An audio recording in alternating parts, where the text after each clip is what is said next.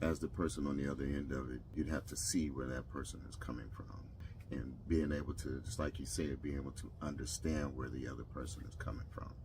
And not look at it like it's a joke. You should be able to take that person's feelings into consideration. Mm-hmm. And I even said to you, you know what, I did not see it that way. Mm-hmm.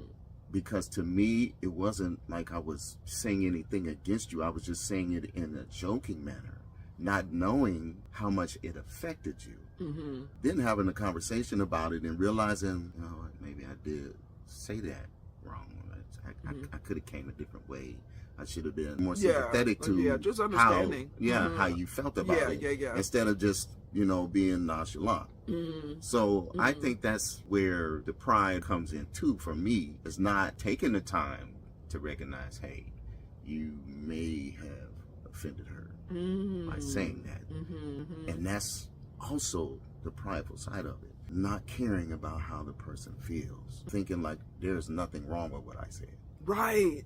Okay. There's And nothing yes, wrong that with what could I be did. defending yourself. Yeah, that can turn it into something it doesn't need to be. And So I think goes on it's the same. It's like any pride is going to be some sort of defensiveness on both sides. Right. What you said was perfectly fine. They just took it wrong. And you shouldn't. Yes. You shouldn't. And then you dig in. Yes, and you shouldn't know? be sitting here thinking to yourself, well, I'm not going to say anything because I wasn't wrong about what I said. Yeah. Instead of taking on the other side of it, saying, I apologize. I didn't look at it like that. I don't think we realize how bumpy things can be just because of that little simple thing. That one little simple thing. Not taking the time to understand what the other person is feeling. And then you can move on.